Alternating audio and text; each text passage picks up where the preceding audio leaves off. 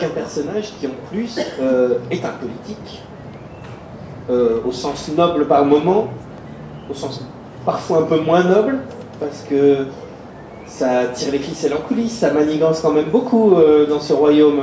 Oui, alors on m'a demandé pourquoi aussi j'avais pas fait un roman qui était à plus grande échelle géographique. On m'a dit, vu que tu veux faire un roman politique, pourquoi tu mets pas 36 royaumes, 36 rois, et ils se décapitent tous, il y a une armée, je sais quand est-ce qu'ils débarquent, enfin bref. Et ce que je voulais, c'était... Je vais s'asseoir sur un trône en, je sais pas...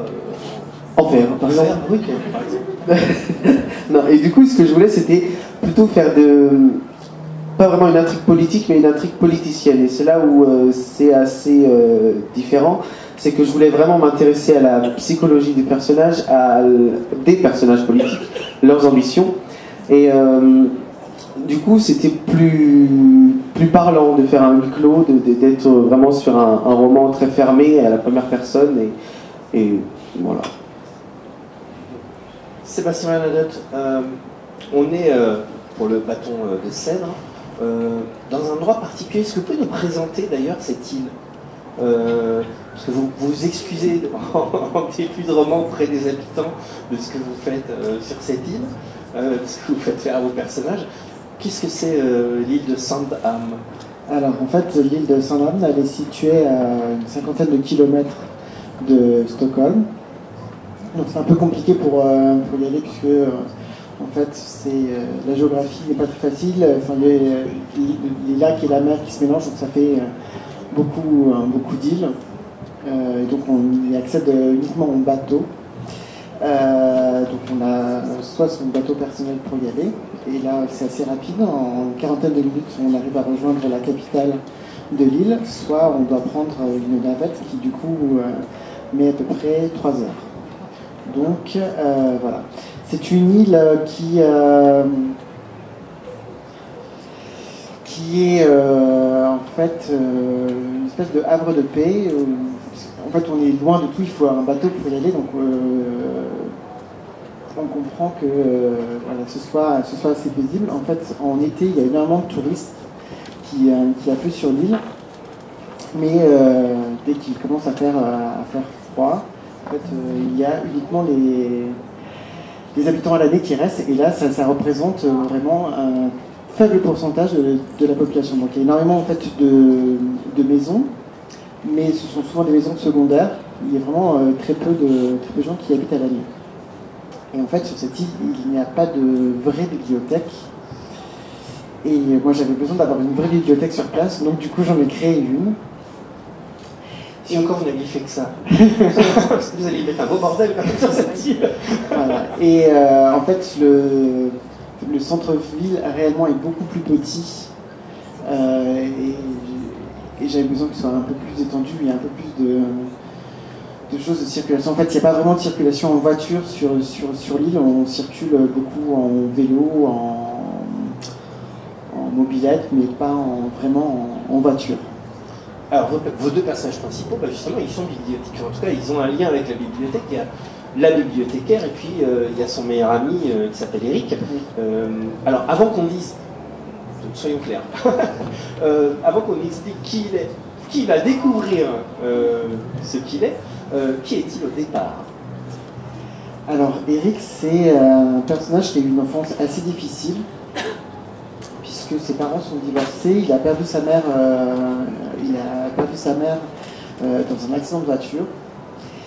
Et en fait, la sœur de sa mère sort avec un type qui est un tyran et en fait qui passe son temps à le tyranniser. Donc, lorsque Eric est petit, il a un chien et en fait, ce charmant oncle va empoisonner son chien, le laisser mourir sous les yeux d'Eric et lui faire comprendre que c'est lui qui l'a tué. Il va aussi le frapper physiquement. Et en fait, son oncle a vraiment une aversion pour Eric.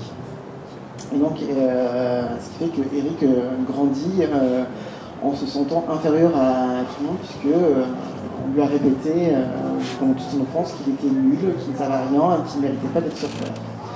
Donc forcément, un gros manque de confiance en soi. Et puis suite à la prochaine intervention, un peu de suspense, un peu de teasing dans cette table ronde. ça ne fera pas de mal. On va vous expliquer ça tout à l'heure. Retournons en féerie pour l'instant, avec Catherine Valentin. Vos romans sont étiquetés romans jeunesse. Vous conseilleriez d'abord de les lire à partir de quel âge? Et le corollaire, c'est vous conseilleriez de les lire jusqu'à quel âge?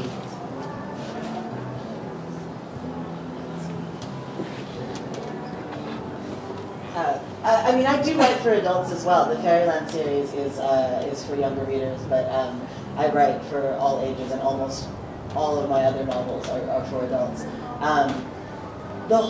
Technically, it's middle grade, which is supposed to be 10 to 14 years old, but it was always meant to be something like The Wizard of Oz or Narnia that anybody could enjoy, no matter what age they were. I mean, I know a 5-year-old who likes to listen to the audiobook, and I know an 85-year-old who loves it. I really wanted to write a book where if parents read it out loud to their kids, they would also be enjoying the book at the same time instead of hating to have to read something that was insipid. So it's very much meant to cross over into adult readers.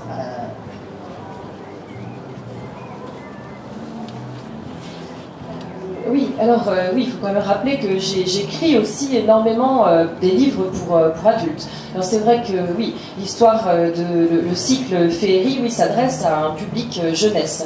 Mais j'ai aussi fait en sorte qu'il puisse être apprécié par à peu près de tous les âges. Bon, alors il y a quand même, oui, c'est vrai, une recommandation, c'est plutôt pour, je dirais, les collégiens, quoi. Enfin, fin de primaire, collège, quoi, de 10 à 14 ans.